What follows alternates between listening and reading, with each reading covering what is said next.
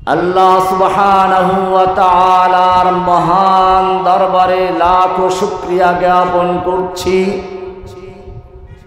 যিনি আমাকে জালিমের জিন্দানখানায় 11 বছর 16 দিন কারাবন্দী থাকার পরেও আবার সুস্থ সবল অবস্থায় আপনাদের মাঝে ফিরে আসার তৌফিক এনায়েত করেছেন। এজন্য বলি আলহামদুলিল্লাহ। আমরা এই মাহফিল করছি এমন একটি মুহূর্তে যখন দুনিয়ার সমস্ত কাফের, মুশরিক, ইহুদি, খ্রিস্টান, হিন্দু, বৌদ্ধ, নাস্তিক, মুরতাদ সব বাতিলগুলো ঐক্যবদ্ধ হয়ে মাঠে নেমেছে পৃথিবীর বুক থেকে ইসলাম এবং মুসলিমদের নিশানা মুছে ফেলার জন্য। কাশ্মীরি মুসলিমদেরকে যুগ যুগ ধরে হত্যা করা হচ্ছে। ওপার থেকে বিমান হামলা করে নিচের থেকে বুলডোজার দিয়ে গুঁড়িয়ে দেওয়া হচ্ছে তাদের বাড়িঘরগুলোকে। অসহায় নারী শিশুদেরকে যুগ যুগ ধরে পাখির মতো গুলি করে হত্যা করা হচ্ছে। কাশ্মীরি মুসলিমদের হত্যা করা হচ্ছে। আরাকানের মুসলিমদের অবস্থা আমাদের সামনে। আমরা এই আলোচনা করছি এমন একটি মুহূর্তে যখন বাংলাদেশের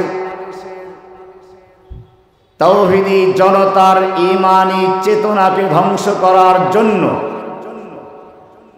ভারতের পক্ষ থেকে দীর্ঘদিন পর্যন্ত প্রশিক্ষণ দিয়ে একজন নাস্তিক মুরতাদদের জননী এদেশের বুকে পাঠানো হয়েছিল।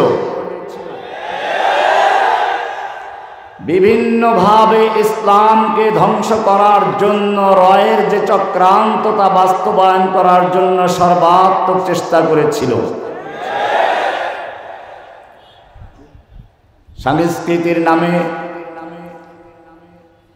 মুক্তিযুদ্ধের পক্ষে বিপক্ষের চেতনার নামে বিভিন্ন তকমা দিয়ে এদেশের তাওহীদি জনতার প্রাণপ্রিয় মানুষ আলেম সমাজকে জনগণ থেকে বিচ্ছিন্ন করার জন্য গভীর চক্রান্ত শুরু করেছিল। কাউকে রাজাকার, কাউকে জঙ্গি, কাউকে সন্ত্রাসী, বিভিন্ন তকমা দিয়ে ওলামায়ে কেরামদেরকে জেলে ঢুকানো হয়েছিল। এদেশের তাফসিরের কণ্ঠস্বর আল্লামা সাঈদী রহমাতুল্লাহি আলাইহিকে নির্যাতন করতে করতে কারাবন্দী অবস্থায় হত্যা করা হয়েছে। তাকে বলা হয়েছে রাজাকার।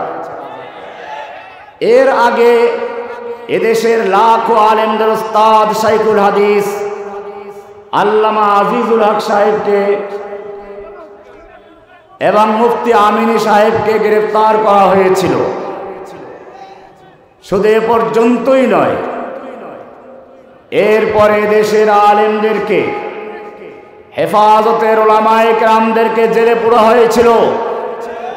আমাকে জঙ্গি তকমা দিয়ে তথা কথিত আনসারুল্লাহ বাংলা টিম নামে একটি দল তৈরি করে তার আধ্যাত্মিক নেতা হিসেবে পরিচয় করানো হয়েছে। আমি স্পষ্টভাবে আপনাদের সকলকে জানিয়ে দিতে চাই, আমি গ্রেফতার হওয়ার আগ পর্যন্ত বাংলাদেশে আনসারুল্লাহ বাংলা টিম নামে কোনো দল আছে বলে কানেও শুনি নাই। এগুলো ছিল রয়ের তৈরি করা।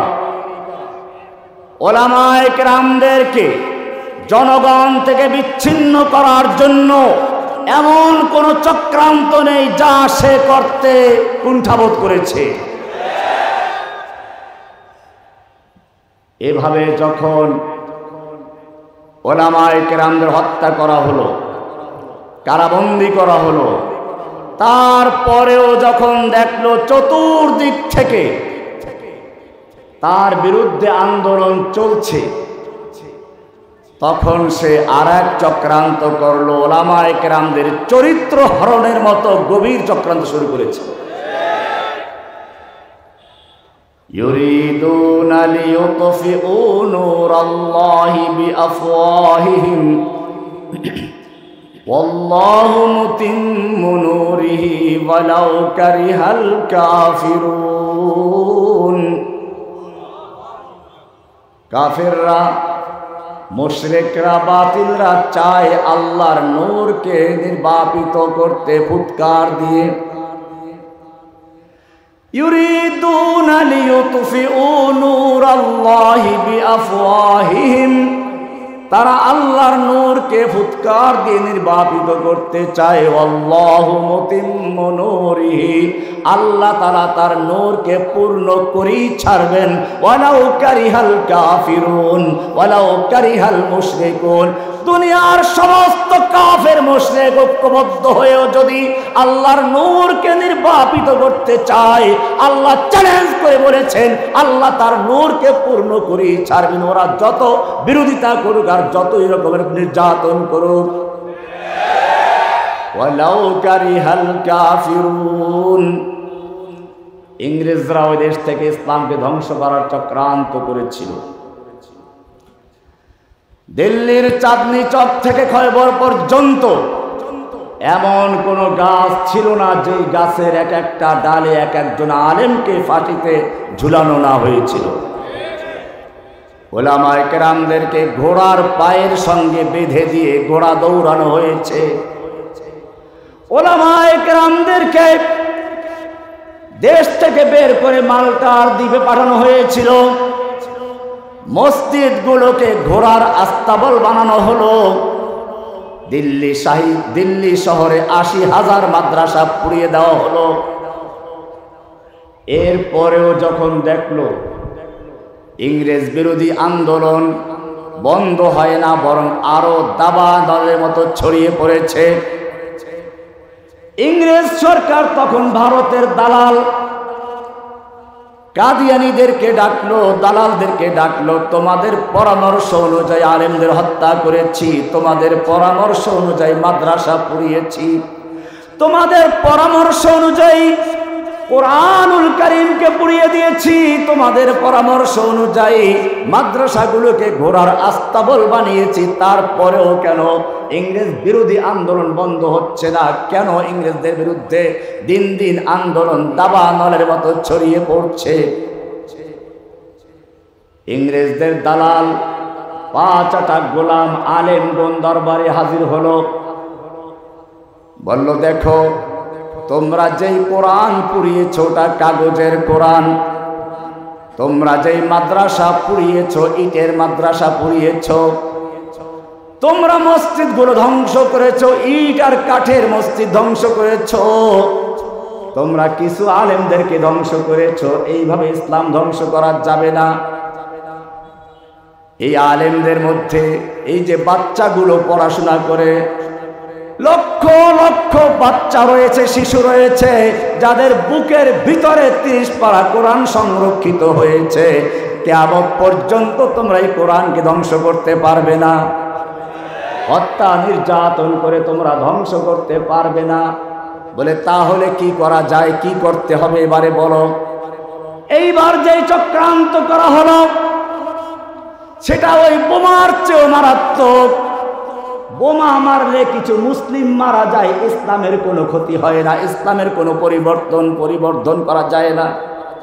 কি বললাম ভালো করে বুঝুন। আজকে যদি ১০০ আলেমকে ফাঁসি দেওয়া হয়, ১০০ আলেম মারা গেল, তাতে কি ইসলামের কোনো পরিভাষা পরিবর্তন হবে? কিন্তু যদি এমন কোন দালাল তৈরি করা হয় যে ইসলামের পরিভাষাগুলো পরিবর্তন করে দিবে, তাহলে ক্ষতি বেশি কিনা? এই পরিকল্পনা নিয়ে ইংরেজরা একজন লোক তৈরি করলো, গোলাম মাহমুদ কাদিয়ানী, যার সবচেয়ে বড় ফতুয়া ছিল ভারতবর্ষে ইংরেজরা হচ্ছে আল্লাহর ছায়া, এদের বিরুদ্ধে জিহাদ করা জায়েজ নেই, जिहाद के नाम छोड़ दो ऐ भाइयों, इस्लाम में हराम है कत्ल किताल। के বলেছিল? গোলাম আহমদ কাদিয়ানীর প্রসিদ্ধ কবিতা। ৮০,০০০-এর মতো পৃষ্ঠা বই লিখেছে জিহাদ বিরোধী ফতোয়া। ইংরেজ সরকার এ পর্যন্তই শেষ করে নাই, এই গোলাম আহমদ কাদিয়ানীকে দিয়ে নবুয়তের দাবি করালো। প্রথম দিকে আল্লাহর ওলি, তারপরে মুজাদ্দিদ, তারপরে ছায়া নবী, মুসা আলাইহিস সময় হারুন জামান নবী, ছায়া নবী, বুরুজি নবী। এরপরে 1901 সালে গিয়ে সে পূর্ণাঙ্গ নবুয়তের দাবি করে। ঠিক একইভাবে আমাদের বাংলাদেশেও ওলামায়ে কেরামদের ভিতর থেকে ইসলামী স্পৃহা ধ্বংস করার জন্য, জিহাদ থেকে বিমুখ করার জন্য একজন কাদিয়ানীর মতো লোক তৈরি করা হলো। এই কাদিয়ানীও মাদ্রাসায় পড়া, শুধু মাদ্রাসায় পড়া না, দারুল উলুম দেওবন্দের পড়া। আমিও দেওবন্দের ছাত্র, কাজে আমার ভুল বুঝবে না, দেওবন্দের বিরুদ্ধে বলছি না, একটু পরে আসছি, দেওবন্দের অবদানও আছে। 1 লক্ষ ওলামায়ে কেরামদের ফতোয়া নিল, মুফতিদের ফতোয়া নিল। কিসের জন্য? আলেমদের অত্যাচার করা হারাম সেজন্য, আলেমদের ফাঁসি দেওয়া যাবে না এজন্য, আলেমদের কারাবন্দী করা যাবে না সেজন্য, মাদ্রাসার শিক্ষা সিলেবাস বন্ধ করা যাবে না সেজন্য, নবীকে গালিগালাজ করা যাবে না সেজন্য না, এই সব কারণে না, বরং এইসবের প্রতিবাদ করে যে সমস্ত ইমানদার তরুণেরা তাদের ইমান চেতনাকে স্তব্ধ করার জন্য তথা কথিত 1 লাখ মুফতি, ভুয়া মুফতির ফতোয়া দিয়ে জিহাদ বিরোধী ফতোয়া তৈরি করেছিল।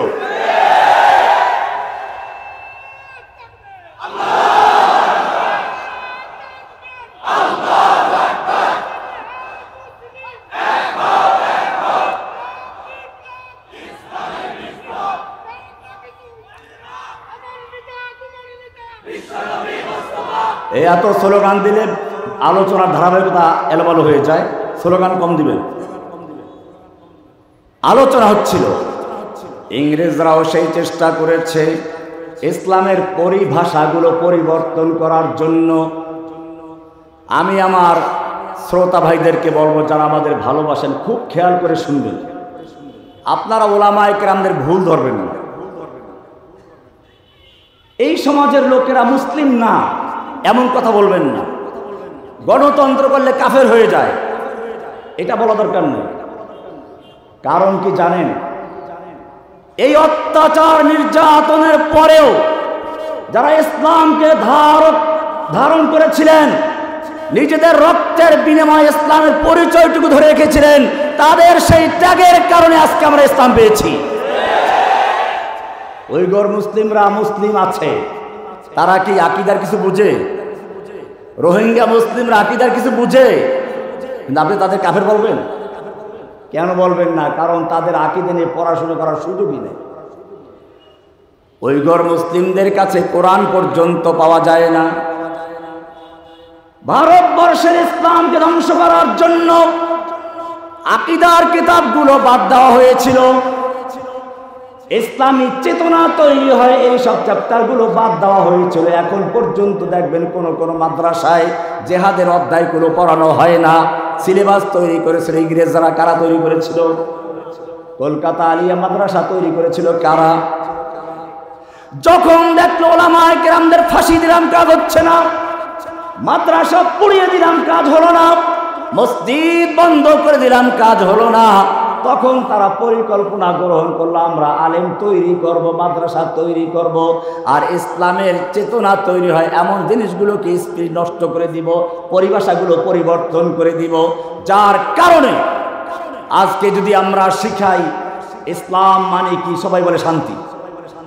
ইসলাম মানে কি শান্তি? ইংরেজরা শিখিয়েছে। ইসলাম মানে যদি তুমি জানতে চাও, এত বেশি পড়াশোনা করার দরকার নাই। মাদ্রাসার 2য় ক্লাসে গিয়ে মিজান মুনসাইফটা খুলে দেখো, লেখা আছে আল ইসলাম মুসলমান সুদান ওয়া গারদান নিহাদান বাতাআত। ইসলাম মানে হচ্ছে আল্লাহর হুকুমের কাছে ব্যক্তি জীবনে, পারিবারিক জীবনে, সামাজিক জীবনে, রাষ্ট্রীয় জীবনে, সকল ক্ষেত্রে এক আল্লাহর বিধানের কাছে আত্মসমর্পণ করার নাম ইসলাম। আর এই রকম যারা আত্মসমর্পণ করে তাদেরকে বলে কি? কিন্তু ইংরেজরা পরিবর্তন করে দিল। সেই পরিবর্তন করা সিলেবাস এখন পর্যন্ত আছে। কাজে এটা ওলামায়ে কেরামদের দোষ নয়, যতটুকু ধরে রেখেছে এই জন্য ধন্যবাদ জানান। এখন সুযোগ আছে, ইলম গ্রহণ করেন। আমার ভাইয়েরা, ইংরেজরা যেভাবে বিভিন্ন পরিভাষা তৈরি করেছিল, কলকাতা আলিয়া মাদ্রাসা ইংরেজরা তৈরি করেছিল। তৈরি করার পরে শুধু ক্ষান্ত হয় নাই, সিলেবাস তৈরি করার দায়িত্ব দিয়েছিল ডক্টর ম্যাকলি নামক একজন খ্রিস্টানকে। একজন নয়, দুজন নয়, 27 জন প্রিন্সিপাল ছিল খ্রিস্টান। বুখারী শরীফ পড়াইতো খ্রিস্টান আলেমরা। ইসলামিক ফাউন্ডেশনের এই এনসাইক্লোপিডিয়া খুলে দেখবেন। এইভাবে ইংরেজরা বিভিন্নভাবে চক্রান্ত করেছিল ইসলামকে ধ্বংস করার জন্য, ইসলামী পরিভাষা ধ্বংস করার জন্য। কারণ ওরা জানে আলেমদের হত্যা করে ধ্বংস করা যাবে না। সেজন্য মুসলমানদের অন্তরের থেকে আল্লাহ যে ঈমানি বীজ রোপণ করেছেন, সেই ঈমানের চারা বীজগুলোকে নষ্ট করে দিতে হবে।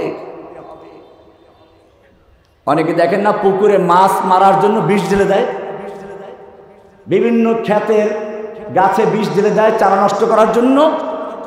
ঠিক তেমনি ভাবে কুফফারদের বড় চক্রান্ত ছিল মুসলিমদের ঈমানী চেতনাকে ধ্বংস করে দেওয়া, অন্তরের থেকে ঈমানের বীজের গোড়া নষ্ট করে দেওয়া। ঈমানের বীজ রোপণ করেছেন কে? কোরআন স্পষ্ট বলছে, সাহাবায়ে কেরামদের সম্পর্কে আছে, উলাইকা কাতাবা ফি কুলুবিহিমুল ঈমান। আল্লাহ রাব্বুল আলামিন বলেন, আমার নবীর ছাত্রদের অন্তরের ভিতরে, সাহাবীদের অন্তরের ভিতরে ঈমানের বীজ রোপণ করে দিয়েছেন, চারা রোপণ করে দিয়েছেন কে? কেমন চারা রোপণ করেছেন? কদু গাছের চারা নাকি বেগুন গাছের চারা? উত্তরবঙ্গে তামাকের চারা লাগাইতো নাকি, এখন লাগায় নাকি? আল্লাহ কি এরকম চারা লাগাইছেন? কিসের চারা? উলাইকা কাতাবা ফি কুলুবিহিমুল ঈমান। তাদের অন্তরের ভিতরে ঈমানের চারা, ঈমানের বীজ রোপণ করে দিয়েছেন। ঈমান ও তাওহীদের চারা লাগিয়েছেন, গাছ লাগিয়ে দিয়েছেন কে? অন্তরে কি লাগায়? ঈমানের চারা। কি লাগানো হয়েছে? ওই যে আল্লাহ তাআলা সাহাবায়ে কেরামদের ঈমানের চারা লাগিয়েছেন, সেই চারা এখন পর্যন্ত আপনাদের মধ্যে আছে ঠিক কিনা? যুগে যুগে কুফাররা চেষ্টা করেছে মুসলিমদের অন্তর থেকে সেই ঈমানের চারার গাছের গোড়া কেটে দেওয়ার জন্য, কিন্তু জেনে রাখো গাছটা লাগিয়েছেন কে? উত্তম কৃষক। উত্তম কৃষক খেতে চারা লাগিয়ে ঘুমাইয়া থাকে না, খেতে আগাছা পরগাছা ঢুকতে না পারে সেজন্য বাছাই করে কিনা? কয়েকদিন পর পর ওই গাছের বাগানের থেকে আগাছা পরগাছা পরিষ্কার করে। আল্লাহ রাব্বুল আলামিন বলছেন, ওয়া যায়্যানাহু ফি কুলুবিকুম। আল্লাহ তাআলাও তোমাদের অন্তরে ঈমানের চারা রোপণ করে ভুলে যান নাই।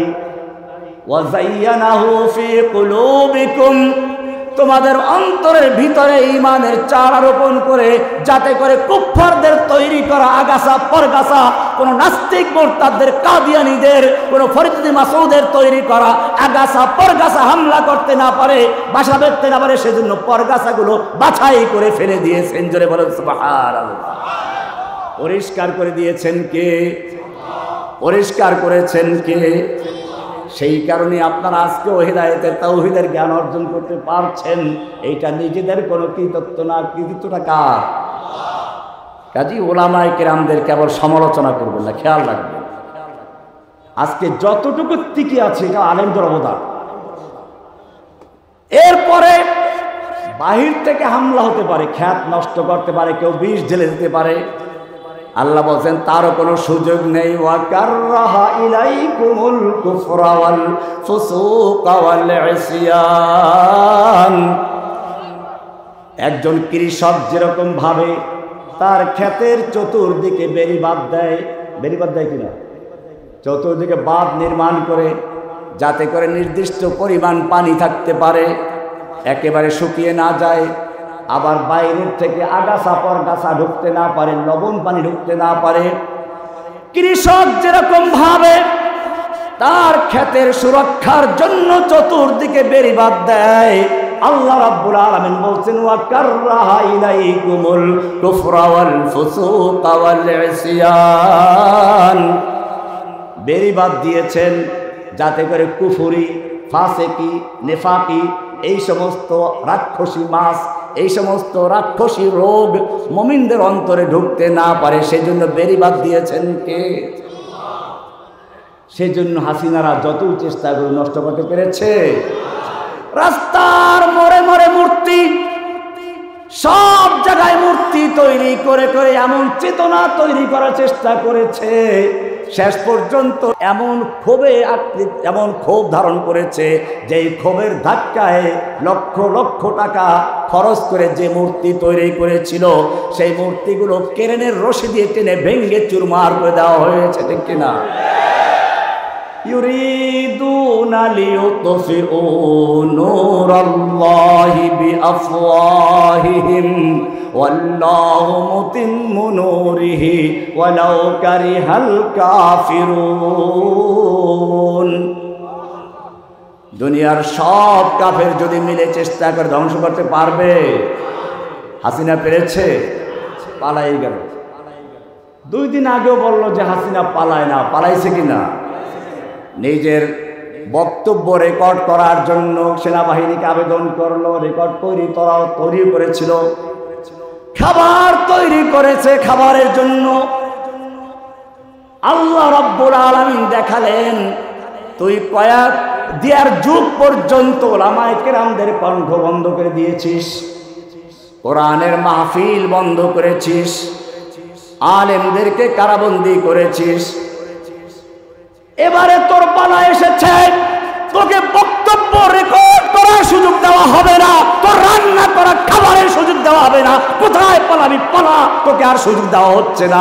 কে করেছেন? জোরে বলেন, কে করেছেন?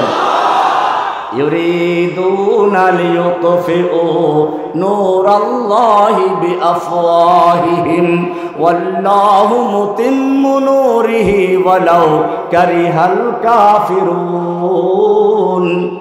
এই দিন দিয়েছেন কে? আমাদের একটা দিন আছে, কি আছে? আমাদের দিন দিয়েছেন কে?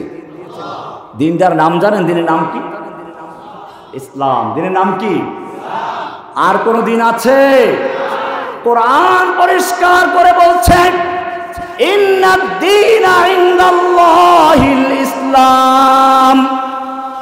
হে নবী, আপনি আপনার উম্মতকে জানিয়ে দিন, যারা মুসলিম দাবি করে তাদেরকে পরিষ্কার করে দিন, ইসলাম আসার পরে ইসলাম ছাড়া অন্য কোন দিন আল্লাহর কাছে গ্রহণযোগ্য নয়। আল্লাহর কাছে মনোনীত একমাত্র দিন কি? না নাসরানিয়াত, না হিন্দুত্ববাদ, না খ্রিস্টবাদ। আল্লাহর কাছে মনোনীত দিনের নাম কি? এবারে বলবেন ইসলাম ছাড়া অন্য ধর্ম চলতে পারে, ওয়াহদাতুল আদিয়ান, সব ধর্ম মিলেমিশে যায়, ঠিক কিনা? আছে না এরকম? পোপ যখন আসতো খ্রিস্টানদের ধর্মীয় নেতা, তার সঙ্গে হাত মিলে মহান পোপের সান্নিধ্য লাভ করেছে এমন আলেমও আছে কিনা? ও আমার ভাইয়েরা, আল্লাহর নবী বসে আছেন সাহাবায়ে কেরামদের নিয়ে। ওমর বিন খাত্তাব কিছু তাওরাতের খণ্ড নিয়ে হাজির হলেন, বললেন ইয়া রাসূলুল্লাহ, আমরা তাওরাতের মধ্যে অনেক ভালো ভালো কথা পাই, আফানাকতুবু বা'দাহা, আমরা কিছু কি লিখে রাখতে পারি? কে বলেছেন? ওমর। কি? তাওরাতের কিছু অংশ, তাই না? এই বলে তিনি তাওরাত পড়া শুরু করলেন। উনি আর আল্লাহর নবীর চেহারার দিকে তাকাচ্ছেন না। আবু বকর রাদিয়াল্লাহু তাআলা আনহু বলে উঠলেন, ইয়া ওমর, হে ওমর, সাকিলাতকা উম্মুকা, তোর মা তোকে গুম করে হারিয়ে ফেলুক, তুই যদি মরে যেতিস। ওমর তুই যদি মরে যেতিস, ওমর তুই যদি মরে যেতিস। ওমর তাকালেন, কি করলাম? তুমি কি আল্লাহর নবীর চেহারার দিকে তাকাচ্ছ না? ওমর যখন আল্লাহর নবীর চেহারার দিকে তাকালো, দেখতে পেল আল্লাহর নবীর চেহারা রাগে খুবই লাল হয়ে গেছে। কান্নামা হাব্বুর রুম্মান ফুকিয়া ফি ওয়াজহি হাব্বুর রুম্মান, এমন লাল হয়ে গেল মনে হলো যেন আনার ফলের বেদানার লাল টকটকে দানা আল্লাহর নবীর চেহারায় মেখে দেওয়া হয়েছে। তুমি কি আল্লাহর নবীর চেহারার দিকে তাকাচ্ছ না? ওমর তাকে বুঝতে পারলো আমার এই তাওরাত পড়া আল্লাহর নবী পছন্দ করেন নাই। সঙ্গে সঙ্গে নিজের ঈমানকে নবায়ন করলেন, বলে উঠলেন, রাদিতু বিল্লাহি রাব্বাও ওয়া বিল ইসলামি দীনাও ওয়া বি মুহাম্মাদিন সাল্লাল্লাহু আলাইহি ওয়াসাল্লাম নাবিয়্যাও ওয়া রাসূলা। জোরে বলুন সুবহানাল্লাহ। কি সুন্দর ইসলাম নবায়ন করলেন। এইবারে আল্লাহর নবী বললেন, ওমর তুমি আমার সামনে তাওরাত পাঠ করছো, জেনে রাখো এই তাওরাত যার উপরে নাযিল হয়েছিল, ওয়াল্লাহি লাউ কানা মূসা হাইয়ান, আজকে যদি সেই মূসা আলাইহিস সালাম জীবিত থাকতো, ওয়া আদরাকা নবুওয়াতি, এবং আমার নবুয়ত কাল পেত, মা ওয়াসিআহু ইল্লা ইত্তিবাই, তাহলে তার পরকালে মুক্তি পাওয়ার জন্য কোনো উপায় ছিল না, মুক্তির কোনো নাজাতের উপায় ছিল না, ইল্লা ইত্তিবাই, আমার অনুসরণ করে ইসলাম গ্রহণ করা ছাড়া তার মুক্তির কোনো উপায় ছিল না। পরিষ্কার হয়ে গেল, ইসলাম আসার পরে আর কোনো দিন চলবে। এবারে কোরআনকে জিজ্ঞেস করি, কোরআন কি বলে? স্পষ্ট আয়াত, ওয়ামাই ইয়াবতাগি গায়রাল ইসলামি দীনান ফালাই ইউকবালা মিনহু ওয়া হুয়া ফিল আখিরাতি মিনাল খাসিরিন। ওয়ামাই ইয়াবতাগি, যে ব্যক্তি বোগা তালাশ করবে, অন্বেষণ করবে, খুঁজে বেরাবে, গায়রাল ইসলামি দীনান, ইসলাম ছাড়া অন্য কোনো দিনকে খুঁজবে মুক্তির জন্য, নাজাতের জন্য, শান্তির জন্য, আল্লাহ বলছেন ফালাই ইউকবালা মিনহু, তার কিছুই গ্রহণযোগ্য হবে না। সে যত বড় মুফতি হোক, মুহাদ্দিস হোক, আলিম হোক, তার যত বড় কিতাব লেখা থাকুক না কেন, ইসলাম ছাড়া যদি অন্য কোনো ধর্মের সঙ্গে মিলেমিশে চলতে চায়, আল্লাহ বলছেন ফালাই ইউকবালা মিনহু, তার কিছুই গ্রহণযোগ্য হবে না। ওয়া ফিল আখিরাতি মিনাল খাসিরিন, সে আখিরাতে ফিরাউন, হামান, নমরুদ, আবু জাহেল, আবু লাহাবদের কাতারে উঠবে, আল্লাহর নবীর কাতারে বা সাহাবীদের কাতারে উঠতে পারবে না। আমাদের দিনের নাম কি? এবারে প্রশ্ন হচ্ছে, ইসলাম পূর্ণাঙ্গ না অপূর্ণাঙ্গ? আল্লাহর নবী দীর্ঘ 23 বছর পর্যন্ত নবুয়তের কাজ করলেন। এবারে বিদায় হজের ভাষণ দিচ্ছেন, আরাফার ময়দান থেকে মুজদালিফা এলেন, এখানেও একটা ভাষণ দেওয়ার জন্য দাঁড়ালেন।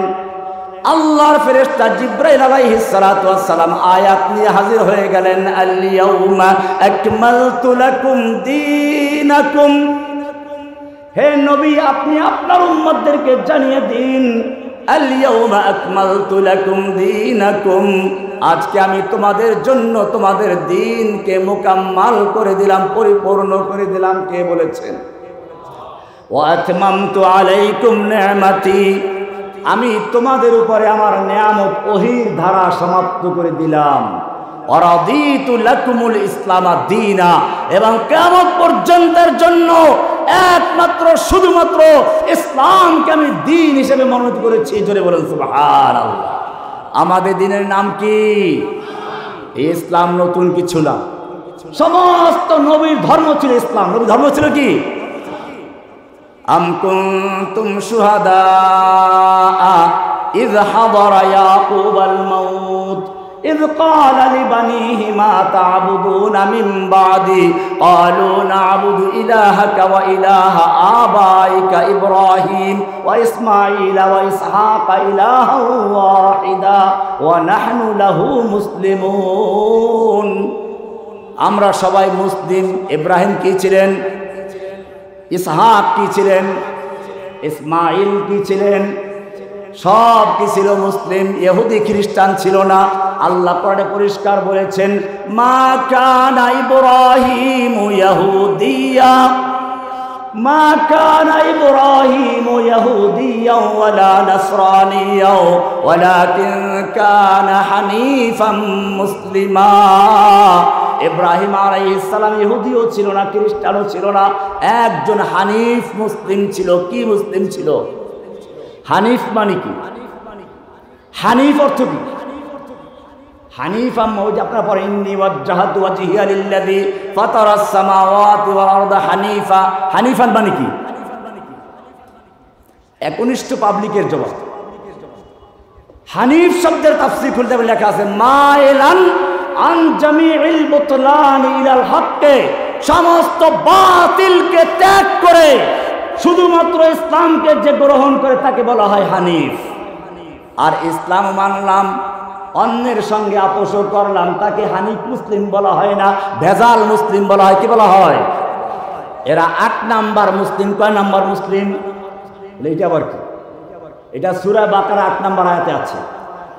কোরআন আল্লাহ বলেছেন, ওয়ামিনান নাসি মান ইয়াকুলু আমান্না বিল্লাহি ওয়া বিল ইয়াউমিল আখির ওয়া মা হুম বিমুমিনিন।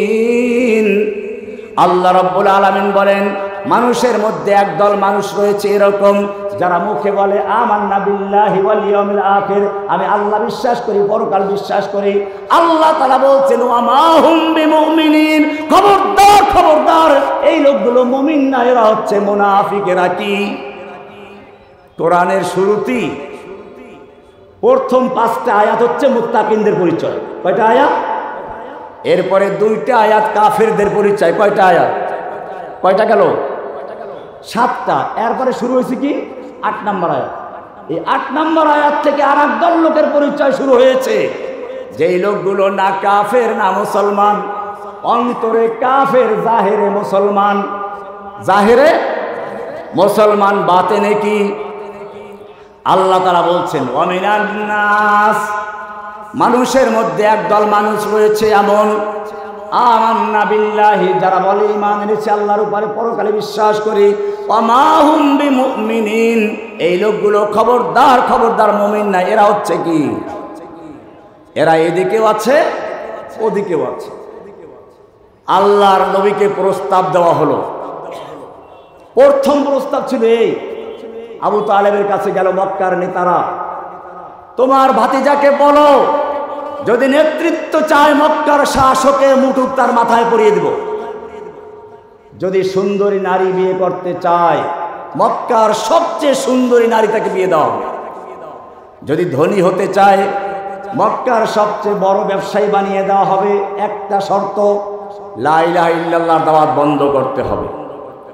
চাচা আবু তালেব গিয়ে বলল, ভাতিজা, এই মক্কার নেতারা তোমার কাছে এসেছে বড় একটা প্রস্তাব নিয়ে, মানলে ভালো হবে, নতুবা কি হবে তুমি জানো, এরা কত ক্ষমতাধর, এই প্রস্তাবটা মেনে নাও না। আল্লাহর নবী কি উত্তর দিয়েছিলেন? চাচা আবু তালেব, শুনে রেখো, শুধু এই সমস্ত বিষয় না, ওরা যদি আকাশের চাঁদকে আমার এক হাতে তুলে দেয়, সূর্যকে আর এক হাতে তুলে দেয়, এক মুহূর্তের জন্য আমি তাওহীদের দাওয়াত বন্ধ করতে পারবো না। এবারে কয়েকদিন পরে নতুন প্রস্তাব, আরো জঘন্য প্রস্তাব, যেটা এখনো চলছে।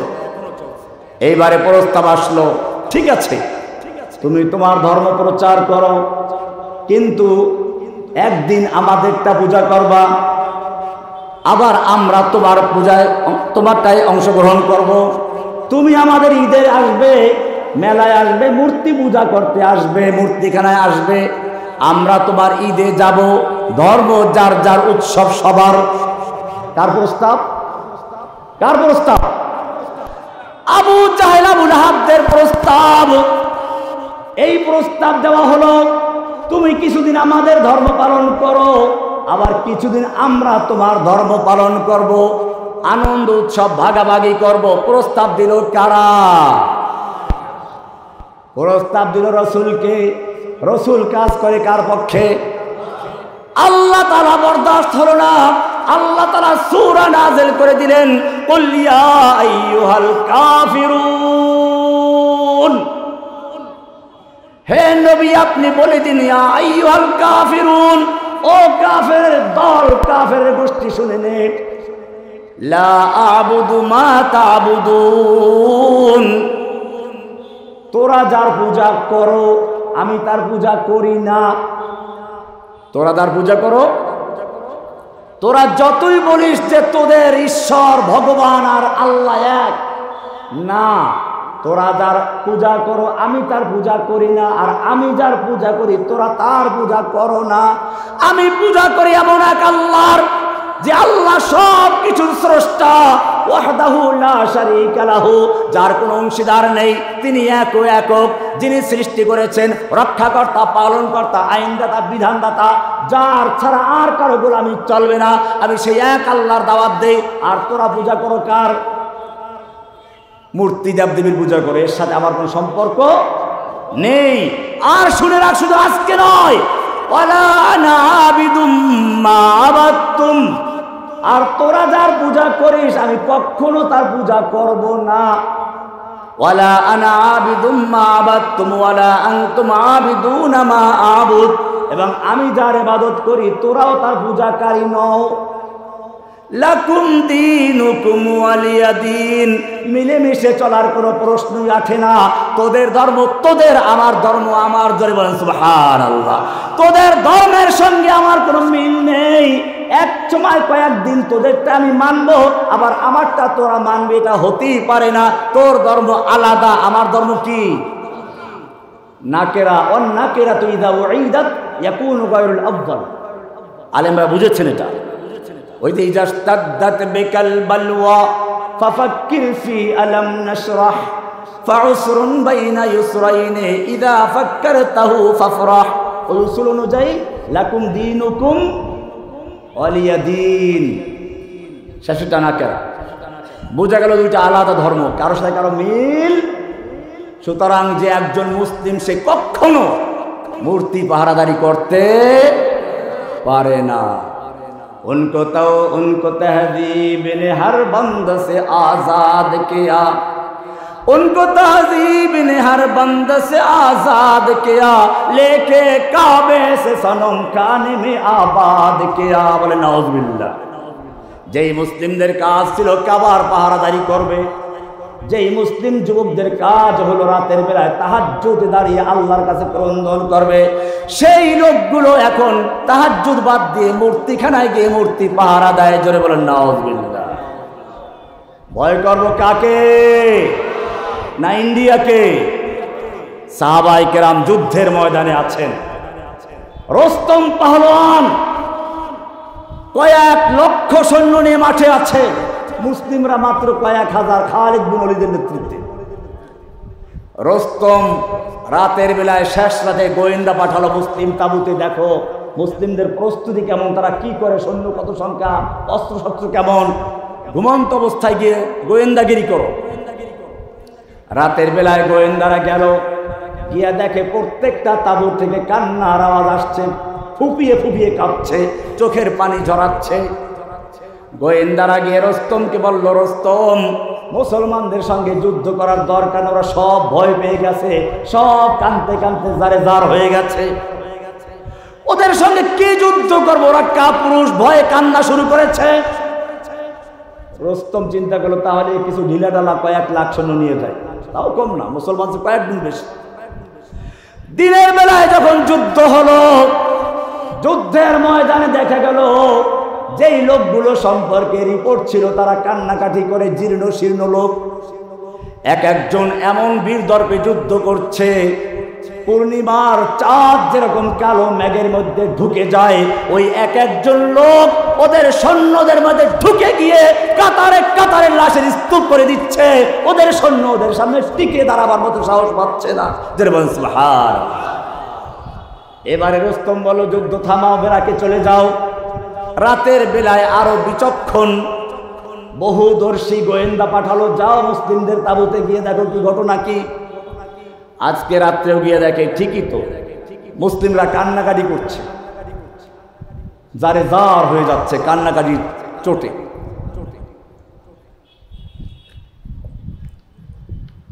এবারে গোয়েন্দারা চিন্তা করলো, ঠিক আছে রিপোর্ট তো ঠিক আছে, কান্নাকাটি করে কেন কান্নাকাটি করে সেইটা বের করা দরকার। এইবারে তারা কান্নার ভাষা বোঝার চেষ্টা করলো, দেখলো হ্যাঁ কান্নাকাটি করে ঠিকই, কিন্তু কান্নাকাটি করে কে কার কাছে? কার কাছে? ওই মহান জাতের কাছে যিনি কোরআনে স্পষ্ট বলেছেন, ইয়া আইয়ুহান নাসু আনতুমুল ফুকারাউ ইলাল্লাহ ওয়াল্লাহু হুয়াল গনিয়ুল হামিদ। ইয়া আইয়ুহান নাস, ওহে মানব সকল, আনতুমুল ফুকারাউ ইলাল্লাহ, তোমরা সব আল্লাহর দরবারে ফকির। কার দরবারে ফকির? তোমাদের পীর ফকির, মুরিদ ফকির, ইমাম ফকির, মুক্তাদি ফকির, রাজা ফকির, প্রজা ফকির। আনতুমুল ফুকারাউ ইলাল্লাহ, তোমরা সব আল্লাহর দরবারের ফকির। আল্লাহু হুয়াল গনিয়ুল হামিদ, ধনী হচ্ছেন একমাত্র কে? ধনী একমাত্র কে? কার কাছে কাঁদতে হবে? না ফকিরের কাছে? এই মুসলমান যারা নামাজ দাঁড়িয়ে বলে ইয়্যাকা না'বুদু ওয়া ইয়্যাকা নাস্তাঈন, সেই লোকগুলো মাজারে গিয়ে আবার প্রার্থনা করে খাজা সন্তান দাও, করে কিনা? আজমিরে লেখা আছে, ये आसमान है तेरा ये जमीन है तेरी मकसूद मेरा कर दे पूरा ऐ खाजा अजमेरी। जोरे बोलুন नाउजुबिल्लाह। मकसूद मुनकर मालिक की खाजा अजमेरी ना আল্লাহ। মুসলিম তাবুর থেকে কান্নার আওয়াজ আসছে, আল্লাহ আগামীকাল যুদ্ধ হবে, আমাকে শক্তি দাও, সাহস দাও, যেন যুদ্ধ করতে করতে আমি আমার জীবনটা বিলিয়ে দিতে পারি, যেন আমার লাশ খুঁজে না পাওয়া যায়, জানাজার প্রয়োজন না হয়। আল্লাহ তুমি আমাকে সেইভাবে শহীদ হওয়ার তৌফিক দান করো, শহীদ হিসাবে কবুল করে নাও। জোরে বলুন সুবহানাল্লাহ। এইবারে রুস্তমের গোয়েন্দারা বুঝতে পারলো, গিয়ে বললো ঠিকই কান্নাকাটি করে, তবে তোমরা যা বুঝেছো তা নয়, ওদের বিরুদ্ধে যুদ্ধ করে বিজয় লাভ করার স্বপ্ন দেখো না। রোম সম্রাট রুস্তম জিজ্ঞেস করলো কারণ কি? ওদের কি সৈন্য সংখ্যা আমাদের চেয়ে বেশি? বলে না, সৈন্য সংখ্যা আমাদের চেয়ে কয়েক গুণ কম। বলে তাহলে কি অস্ত্র বেশি? বলে না, অস্ত্র তো খুব কম। বলে তাহলে কি ওদের গায়ে শক্তি বেশি? না, ওরা জীর্ণ শীর্ণ রুটি খায়। তাহলে আমাকে কেন ভয় দেখাচ্ছ? সৈন্য আমার বেশি, অস্ত্র আমার বেশি, শক্তি আমাদের বেশি, আমাকে কেন ভয় দেখাচ্ছ? আমাকে কেন হীনমন্য করছো? আমার সাহস কেন ভেঙে দিচ্ছ? রুস্তমের গোয়েন্দারা বলল, আমাদের নেতাজি শুনো, অস্ত্র আমাদের বেশি, সৈন্য আমাদের বেশি, শক্তি আমাদের গায়ে বেশি, কিন্তু জেনে রাখো তোমার সৈনিকদের কাছে সুন্দরী নারী আর মদের পেয়ালা যত বেশি প্রিয়, খালিদ বিন ওয়ালিদের সৈন্যদের কাছে তার চেয়ে মৃত্যু অনেক বেশি প্রিয়। জোরে বলুন সুবহানাল্লাহ। डरते नहीं दुनिया में मुसलमानों किसी से, जब दौलत ईमान मिली उनको नबी से, मर्द मोमिन बातिल से हरगिज़ खौफ खा सकता नहीं, सर कटा सकता है लेकिन सर झुका सकता नहीं। इस गर्ज से मक्तल में गया, इस गर्ज से जो मक्तल में गया, वो सुबह शाम सलामत रहती है। ये जान तो आनी जानी है, इस जान की कोई परवाह नहीं। ये जान तो आनी जानी है, इस जान की कोई परवाह नहीं। জানের মালিক কে? ও মুসলমান জাতি, মনে রাখতে হবে, এই ছিল তোমার সাহাবায়ে কিরামদের পরিচয়। ভয় করত কাকে? আমাদের দিন আছে, দিনের নাম কি? ইসলাম। কোনো অসহায় দিনের নাম নয়। আমি দেওবন্দে পড়ার সময় ইন্ডিয়া, দিল্লিতে বিভিন্ন জায়গায় ঘুরেছি। মুসলিমদের এলাকায় বাড়ির সামনে লেখা, তুম ফখর সে কহ দো কে হাম মুসলমান হে। কি স্লোগান! এত অত্যাচার জুলুমের পরও লেখা আছে বাড়ির সামনে, তুম ফখর সে কহ দো, গর্বের সঙ্গে ঘোষণা করো আমি মুসলিম। এটাই তো ছিল পরিচয়। আজকে আমাদের লোকে আমাদের পরিচয় ভুলে গেছি আমরা। পাবনার লোকদেরকে বলতে চাই, তোমরা তোমাদের পরিচয় আগে জানো। তুমি মুসলিম, তোমার পরিচয় কি? তোমার পরিচয় কার জিজ্ঞেস করার দরকার নেই। লা তাসালনি মান আনা, আনা মিন জুনদিস সামা। আমাকে জিজ্ঞেস করো না আমার পরিচয় কি। আমি আসমানের সৈনিক। কোথার সৈনিক? ওয়ালিল্লাহি জুনুদুস সামাওয়াতি ওয়াল আরদ। আল্লাহর রয়েছে সেনাদল, আল্লাহর সৈনিক রয়েছে আসমানে, সৈনিক আছে জমিনে। আসমানের সৈনিক কারা? জমিনের সৈনিক কারা? জমিনের সৈনিক তোমরা। জমিনের সৈনিক কারা? তোমরা কার সৈনিক? দলিল আছে সূরা আল ফাতহ খুলে দেখবো, পরিচয় দেওয়া আছে। ওরা স্লোগান দেয় না, আমরা সবাই অমুক সেনা, ভয় করি না বুলেট বোমা। আমরা স্লোগান, আমরা সবাই আল্লাহর সেনা, ভয় করি না বুলেট বোমা। ঠিক আছে কিনা? নাহনুল্লাযীনা বায়াউ মুহাম্মাদা আলাল জিহাদ মা বাকিনা আবাদা। সুতরাং তোমাদের মনে রাখতে হবে, তোমাদের কিছু কাজ আছে। এখন কাজ, পরিচয় দিলাম। তোমাদের পরিচয় কি? তোমাদের একটা দিন আছে। দিনের নাম কি? দিনের নাম কি? তোমরা কারা? মুসলিম। তোমাদের পরিচয় আল্লাহর সৈনিক। আল্লাহর সৈনিকদের কাজ করতে হবে না? তাই বলে একটা পটকা মেরে পুলিশ বক্স উড়ে দিল নাকি? এটা দিন কায়েমের পদ্ধতি না। ভালো করে শুনো, আমার লেকচারগুলো তোমরা বুঝতে ভুল করেছো। আল্লাহ আমাকে এই জন্য আবার ফিরিয়ে নিয়ে এসেছেন, ভালো করে বোঝানোর জন্য। আমি একামতে দিন বই লিখেছি, দিন কায়েমের সঠিক পথ বই লিখেছি, তোমরা পড়েছো। কিন্তু এর মানে এই নয় যে উল্টা পাল্টা পটকা মারো। ওটার একটা কারণ আছে। আমার দুইটা বই আছে, গুরুত্বপূর্ণ বই। একটা হচ্ছে কিতাবুল আকাইদ, এটা প্রথম ধাপ। দ্বিতীয় ধাপ হচ্ছে দিন কায়েমের সঠিক পথ। একটা হবে ইসলামের জাগরণ তৈরি করবে, আর একটা হচ্ছে সেই জাগরণকে ঠেকানোর জন্য যারা আসবে তাদের উচিত শিক্ষা দিবে। দলিল কোরআন থেকে নাও। আগে আল্লাহ নবীর জীবন থেকে বলি, ভালো করে শোনো। এটা তোমাদের কর্মসূচি। আল্লাহর নবী মক্কায় যখন তাওহীদের দাওয়াত দেওয়া শুরু করলেন, আবু বকর, ওমর, ওসমানের মতো আল্লাহর নবীর সঙ্গে আছে। ইচ্ছে করলে রাতের অন্ধকারে 360টা মূর্তির কয়েকটা ভাঙতে পারতেন কিনা? রাতের অন্ধকারে কয়েকটা মূর্তি ভাঙতে পারতেন কিনা? ভেঙেছিলেন। কেন ভাঙলেন নাই? ঈমান দুর্বল ছিল না? নাউযুবিল্লাহি মিন যালিক।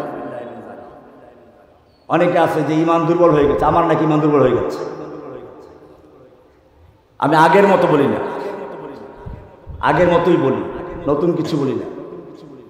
আমার পরিচয় প্রত্যেকটা বইয়ে দেওয়া আছে।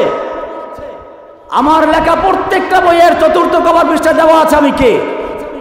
আমি দেওবন্দের ছাত্র, জামিয়া রহমানিয়ার ছাত্র, দেওবন্দে জামিয়া রহমান মুহাদ্দিস, মাহমুদিয়া মাদ্রাসা বরিশালের শাইখুল হাদিস। এগুলো পরিচয় দেওয়া আছে না? সেটাই আমি বলেছি, আমি দেওবন্দের ছাত্র। নতুন কি হলো এটা? আমি আগেও বলেছি আহলে হাদিসদেরকে আমি আহলুস সুন্নাহ ওয়াল জামার অন্তর্ভুক্ত মনে করি, আহলুস সুন্নাহর বাইরে মনে করি না। এখনো তা বলি।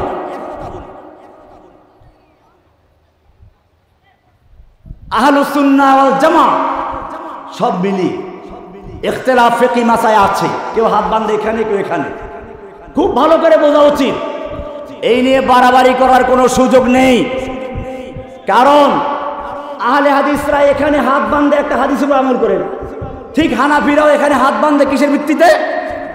হাদিসের ভিত্তিতে। আবু দাউদ খোলো, পরিষ্কার হাদিস রয়েছে যে আল্লাহর রাসূল সাল্লাল্লাহু আলাইহি ওয়াসাল্লাম নাভির নিচে হাত বেঁধেছেন। এখন আবু দাউদ এই হাদিসটা বয়ান করে বলেছেন যে আমি ইমাম বুখারীকে এই হাদিসটা জিজ্ঞেস করেছি, তিনি এটাকে যায়িফ বলেছেন। এখন তুমি পাইলে জয়ীফ কাজে আমল করা যাবে না। ঠিক আছে, ইমাম বুখারী বলেছেন জয়ীফ, সেই জন্য তুমি বাদ দিয়ে বুকের উপরটা গ্রহণ করেছো। কিন্তু জেনে রাখো, হাদিসের অন্য ইমামরা ওই হাদিসকে সহি বলেছেন, অন্য হাদিসের তাবিল করেছেন। কাজী হানাফিরাও কি করে ওই হাদিসটা গ্রহণ করেছেন। তুমি যে যুক্তিতে বুকেরটা গ্রহণ করেছো, একই যুক্তিতে হানাফিরা নিচেরটা গ্রহণ করেছেন। দুই পক্ষই হাদিস আছে, দুই পক্ষই। আমি জোরে বলবো না আস্তে বলবো? তিরমিজি শরীফ খোলো, একই হাদিস দুইজন বর্ণনা করেছেন। একজন বলেছেন খাফাদা বিহা সাওতাহু, একজন বলেছেন মাদ্দা বিহা সাওতাহু। একজন বলেছেন জোরে আওয়াজ করেছেন, একজন আস্তে আওয়াজ করেছেন।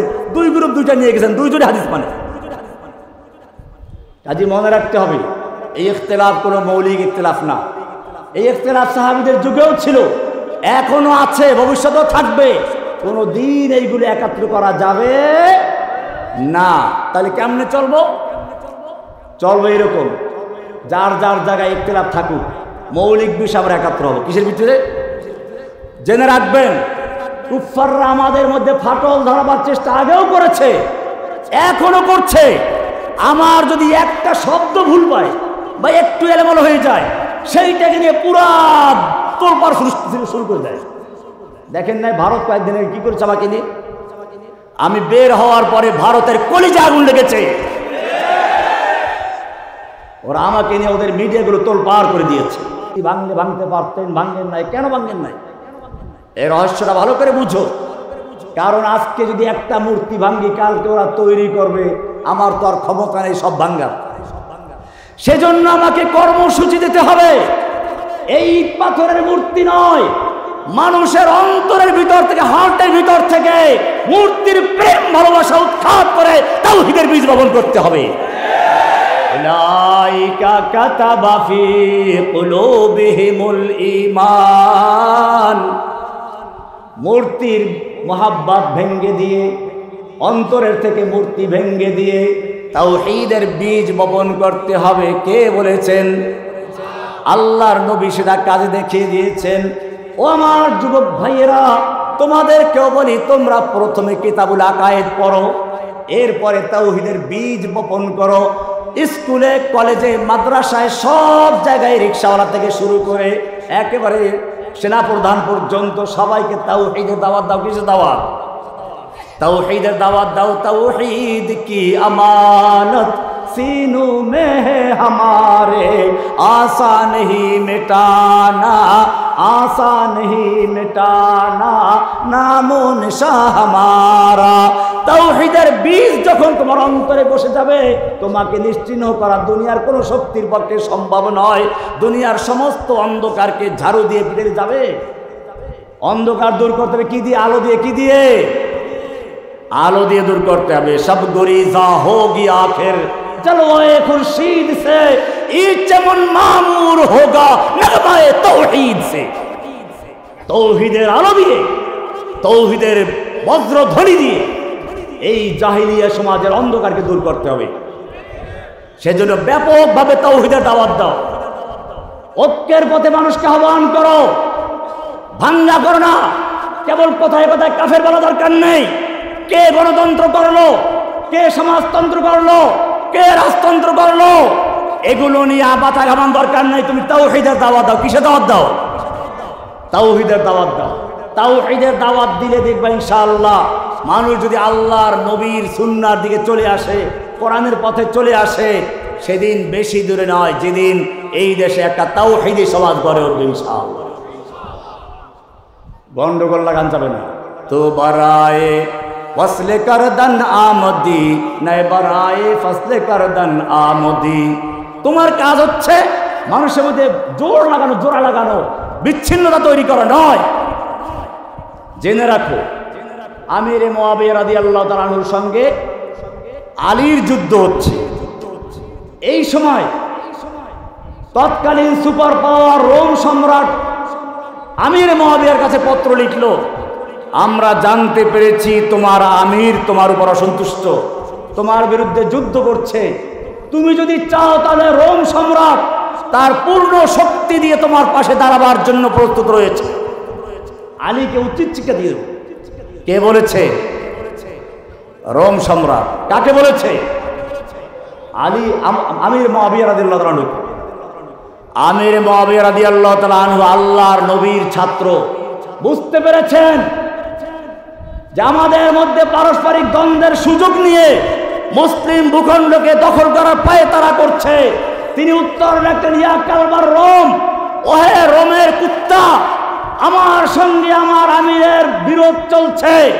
এই সুযোগ নিয়ে যদি মুসলিম ভূখণ্ডে একটা কদম বাড়াও, আলীর পক্ষে যুদ্ধ করতে গিয়ে প্রথম যে লোকটা জীবন দিবে সে লোকটা আর কেউ নয়, সে লোকটা হবে আমির মুআবিয়া রাদিয়াল্লাহু তাআলা আনহু।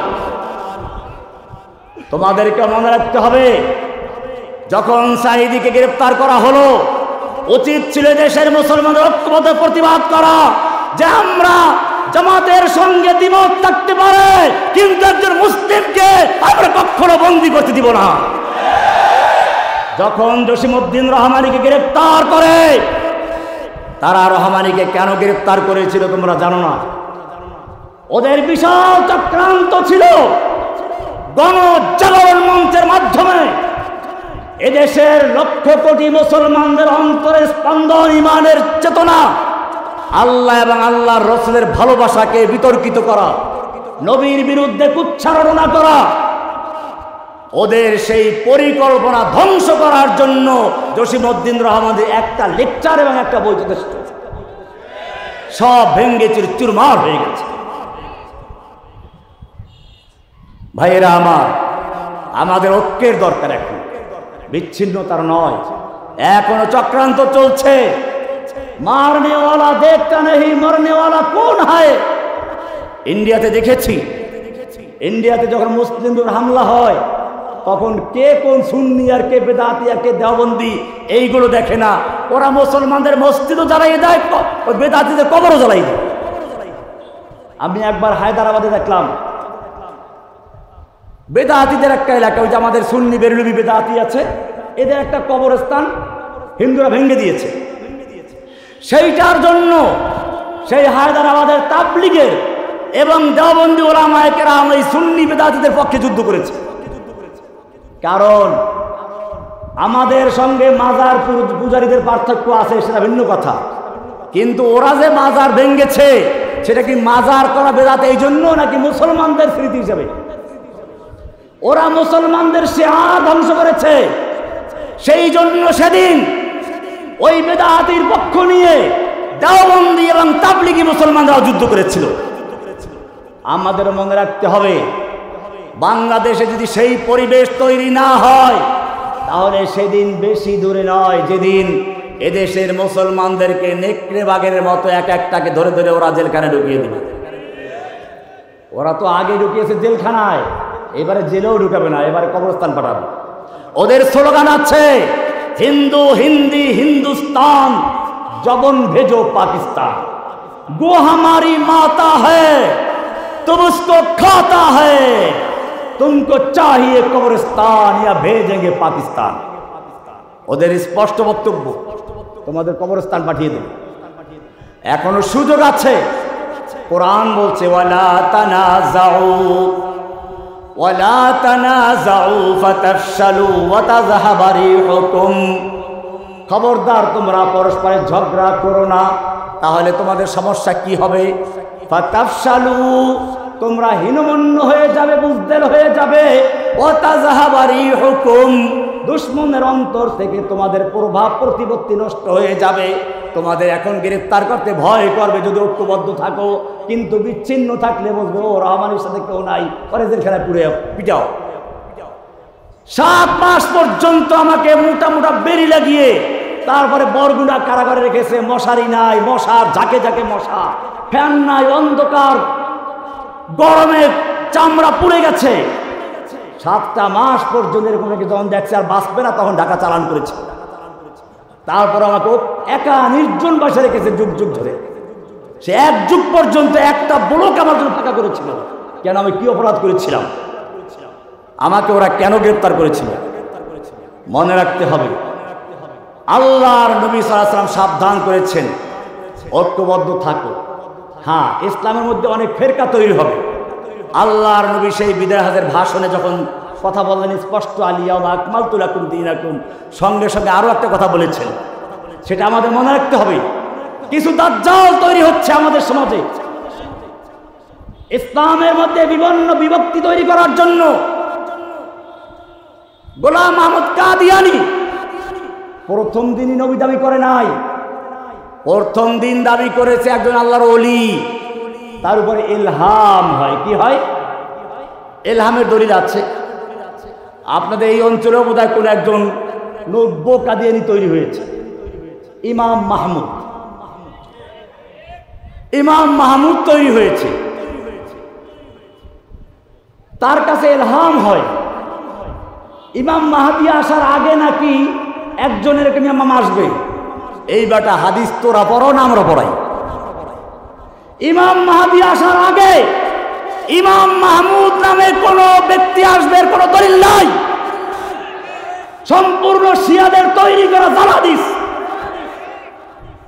এটা হচ্ছে মাহমুদ নামে একজন শিয়া ইমাম ছিল, জনগণ তার থেকে বিচ্ছিন্ন ছিল হাসিনার মতো।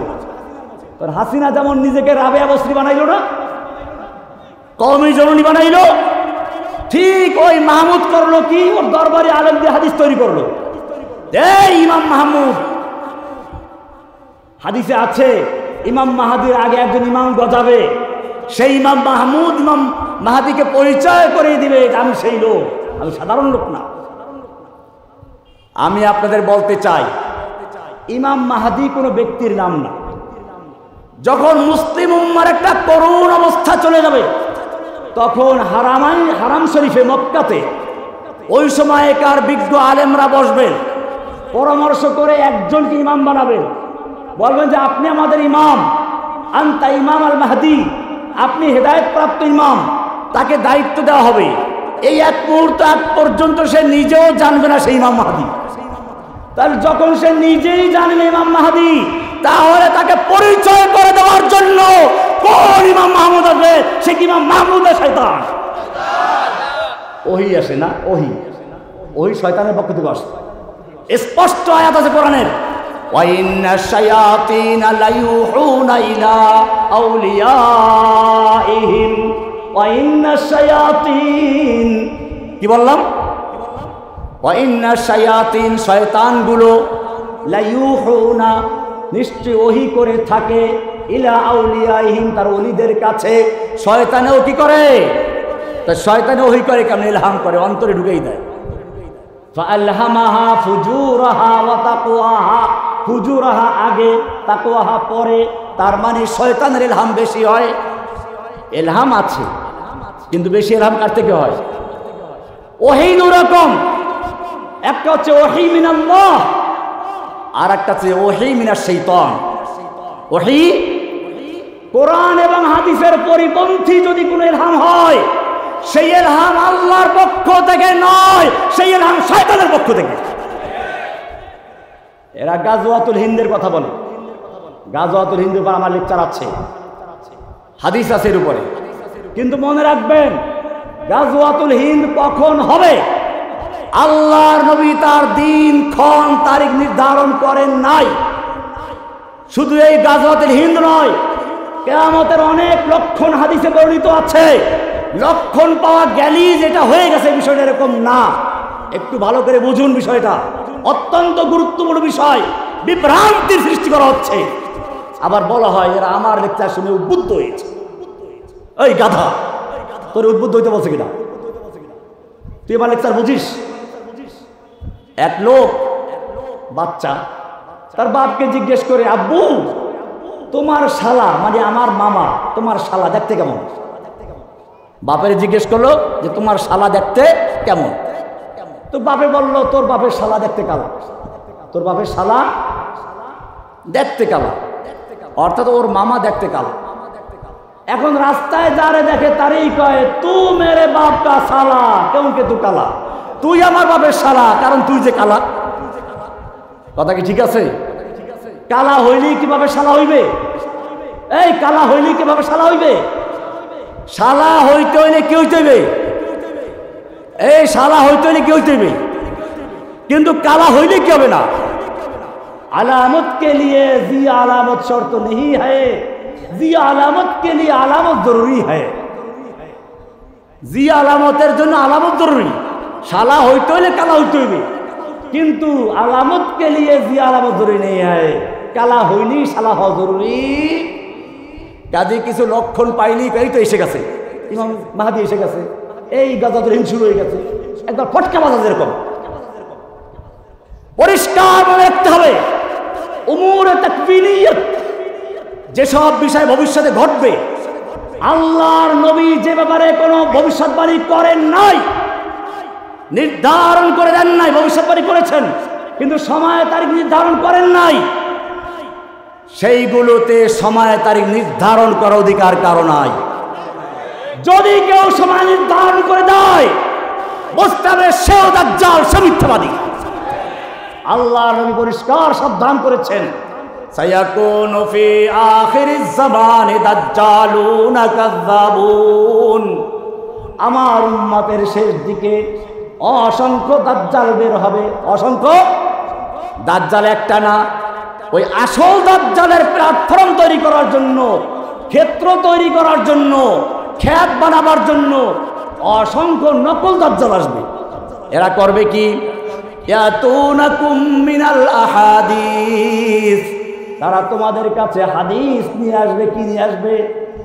বলতে গেলে হাদিস পড়া দাজ্জাল। কোন দাজ্জাল? এগুলো হাদিস পড়া দাজ্জাল।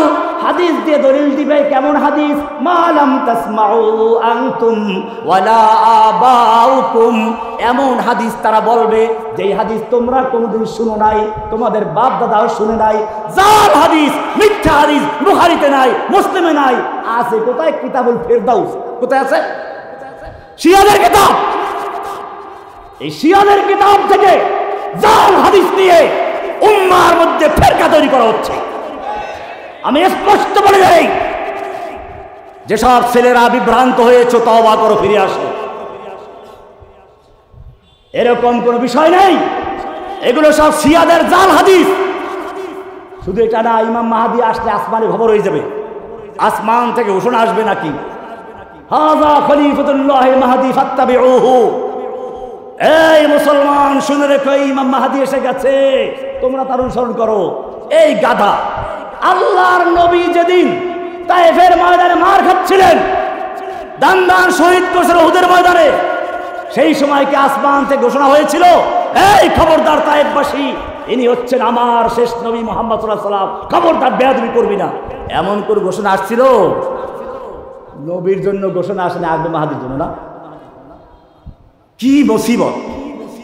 জেনে রেখো, তোমার ওলি বুজুর্গের চেয়ে আল্লাহর নবীর মর্যাদা আল্লাহর কাছে অনেক বেশি। আল্লাহর নবীর সামনে দিয়ে কেউ চললে, কেউ নবীর মতামতের বিরুদ্ধে কথা বললে ওহী নাযিল হয়ে যায়। ইয়া আইয়ুহাল্লাযীনা আমানু লা তুকদ্দিমু বাইনা ইয়াদাইল্লাহি ওয়া রাসূলিহি, হে ঈমানদারগণ, খবরদার খবরদার, নবীর আগে দিয়ে অগ্রগামী হয়ো না। কে বলেছেন? শুধু তাই নয়, নবীর আওয়াজের চেয়ে জোরে আওয়াজে কথা বললে ওহী নাযিল হয়ে যায়। কোরআন বলছে, ইয়া আইয়ুহাল্লাযীনা আমানু লা তারফাউ আসওয়াতাকুম ফাওকা সাওতিন নবী ওয়া লা তাজহারু লাহু বিল কওলি কাজহারি বাযিকুম লিবাযিন আন তাহবাতা আমালুকুম। হে ঈমানদারগণ, খবরদার খবরদার, নবীর আওয়াজের চেয়ে জোরে আওয়াজে কথা বলবি না। এমনটা যদি করো, আন তাহবাতা আমালুকুম, তোদের জীবনের সমস্ত নামাজ, রোজা, হজ, যাকাত, ইবাদত, তাসবিহ, তাহলিল, জিহাদ সব কিছু বরবাদ হয়ে যাবে। নবীর আওয়াজের চেয়ে জোরে কথা বললে কি হয়ে যাবে? সব বরবাদ হয়ে যাবে। কে বলেছেন? শুধু এ পর্যন্তই নয়, নবী রাতের বেলায় তাহাজ্জুদ করছেন, পা ফুলে যাচ্ছে, আল্লাহর পক্ষ থেকে ওহী নাযিল হয়ে যাচ্ছে, ইয়া আইয়ুহাল মুযাম্মিল কুমিল লাইলা ইল্লা কালিলা নিসফাহু আও ইনকুস মিনহু কালিলা আও জিদ আলাইহি ওয়া রাত্তিলিল কুরআনা তারতিলা। হে নবী, আপনি রাতের বেলায় ইবাদত করছেন, পা ফুলে যাচ্ছে, আপনি কিছুক্ষণ ঘুমান, অর্ধেক রাত্র বা তার চেয়ে একটু কম বা তার চেয়ে একটু বেশি, আপনি যেরকম সারা রাত্র ইবাদত করলে খুশি হন, আমি আল্লাহ আপনাকে ঘুমন্ত দেখলে খুশি হয়ে যাই। যারা বলেন সুবহানাল্লাহ। কি মুহাব্বত নবীর সঙ্গে, কি মুহাব্বত নবীর সঙ্গে।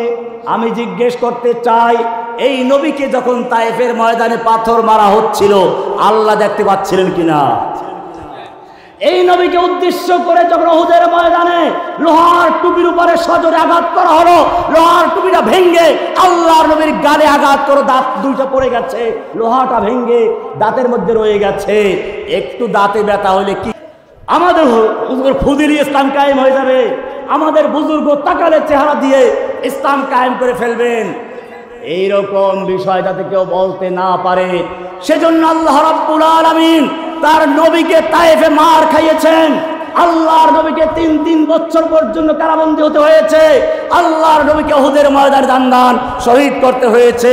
কিয়ামত পর্যন্ত সমস্ত মানুষের জন্য আদর্শ স্থাপন করেছেন। আল্লাহ পরিষ্কার বলেছেন, আম হাসিবতুম তাদখুলুল জান্নাতা ওয়ালাম্মা ইয়াতিকুম মাসালুল লাযিনা খালাউ মিন ক্বাবলিকুম মাসাতুহুমুল বাসাউ ওয়াদ-দাররাউ ওয়া যুলজিলু হাত্তা ইয়াকুলার রাসূল ওয়াল্লাযিনা আমানু মাআহু মাতা নাসরুল্লাহ। আল্লাহ বলছেন, কে বলছেন? কি বলছেন শোনো, আম হাসিবতুম আন তাদখুলুল জান্নাহ, তোমরা কি মনে করেছো এমনি জান্নাতে প্রবেশ করে যাবে, জান্নাতে ঢুকে যাবে? ওয়ালাম্মা ইয়াতিকুম মাসালুল লাযিনা খালাউ মিন ক্বাবলিকুম, আর তোমাদের কাছে আসবে না ওই সমস্ত বিপদ আপদ মুসিবত যা এসেছিল তোমাদের আগের লোকদের প্রতি। মাসাতুমুল বাসাউ ওয়াদ-দাররাউ ওয়া যুলজিলু হাত্তা ইয়াকুলার রাসূল ওয়াল্লাযিনা আমানু মাআহু মাতা নাসরুল্লাহ। এমনকি স্বয়ং আল্লাহর রাসূল এবং তার সঙ্গীরা বলতে বাধ্য হলেন, আল্লাহর সাহায্য আর কবে আসবে? এই পরিস্থিতি আজকে চতুর্দিক থেকে আসছে। এই তো পরিস্থিতি ফিলিস্তিনে, এই পরিস্থিতি আরাকানে, এই পরিস্থিতি কাশ্মীরে, আজকে চতুর্দিক থেকে ফরিয়াদ আসছে। আকাশ বাতাস ভারী হয়ে যাচ্ছে মজলুমানদের ফরিয়াদে। আজকে বাংলাদেশের কারাগারগুলোর থেকে আওয়াজ আসছে। হারুনে জাহাজ সাহেবকে বলা হচ্ছে একটু আমাদের বের করেন। রহমানী সাহেবকে ফোন দিচ্ছে, ভাই আপনারা বের হয়ে গেলে আমাদেরকে বের করছেন না। এই যে ফরিয়াদগুলো জবাব কে দিবে? কোরআন বলছে, ওমা লাকুম লা তুকাতিলুনা ফি সাবিলিল্লাহ। হে মুসলিম যুবকেরা, তোমাদের কি হলো? লা তুকাতিলুনা ফি সাবিলিল্লাহ, তোমরা যুদ্ধ করছো না, লড়াই করছো না আল্লাহর রাস্তায়। ওই সমস্ত নির্যাতিত নিপীড়িত নারীদের জন্য, অসহায় পুরুষদের জন্য, শিশুদের জন্য, আল মুস্তাদাফিনা মিনার রিজালি ওয়ান নিসাই ওয়াল বিলদান আল্লাযীনা ইয়াকুলুন, যারা আল্লাহর কাছে ফরিয়াদ করে বলছে, রব্বানা আখরিজনা মিন হাযিহিল ক্বরিয়াতিজ যালিমি আহলুহা, ও রব্বুল আলামিন তুমি আমাদেরকে জালিম অধ্যুষিত জনপদ থেকে রক্ষা করো, জালিমদের হাত থেকে বাঁচাও। ওয়াজআল লানা মিন লাদুনকা ওয়ালিয়া, তুমি আমাদের জন্য তোমার পক্ষ থেকে ওলি পাঠাও, ওলি নেতা পাঠাও। ওয়াজআল লানা মিন লাদুনকা নাসীরা, তোমার পক্ষ থেকে সাহায্যকারী পাঠাও। এই আহ্বান আসছে কাশ্মীর থেকে, এই আহ্বান ফিলিস্তিন থেকে, এই আহ্বান আরাকান থেকে, এই আহ্বান বাংলাদেশের প্রত্যেকটা জেল থেকে। ও আমার যুবকেরা, আহ্বানের জবাব তোমাদেরকে দিতে হবে। ফির তুঝে একবার করনি है जहां की राहबरी, उठ खुदा के नाम लेकर फिर आलम बरदार बान। আবার তোমাকে বিশ্বের নেতৃত্ব দেওয়ার জন্য ময়দানে ঝাঁপিয়ে পড়তে হবে। ওঠো, এক হাতে কোরআন নিয়ে আর এক হাতে তরোয়ার নিয়ে ময়দানে ঝাঁপিয়ে পড়ো। সাহায্য করা মালিককে। তুম দিয়ে বাদ মুখালিফ সে না ঘবরায়ো কাব, तुम दिए बाद मुखालिफ से न घबरायो काब, ये तो चलती है तुझे ऊंचा उड़ाने के लिए। হে ঊর্ধ্ব গগনের বাস পাখি সমতুল্য যুবকেরা, তোমরা ঝড়ো হাওয়া দেখে ভয় করো না। এই ঝড়ো হাওয়ার তালে তালে পাখি যেমন আকাশে উঠতে থাকে, ঠিক তোমাকেও সকল বাধা বিপত্তি অত্যাচার জুলুম নির্যাতনের মোকাবেলা করে আল্লাহর দ্বীনের পথে এগিয়ে যেতে হবে। সাহায্য করবে কে? सबक पढ़ फिर अमानत का, अदालत का, शजाअत का, लिया जाएगा काम तुझसे दुनिया के इमामत का। व आखिर दावाना अनिल हम्दुलिल्लाहि रब्बिल आलमीन। अस्सलामु अलैकुम व रहमतुल्लाहि व बरकातुहू।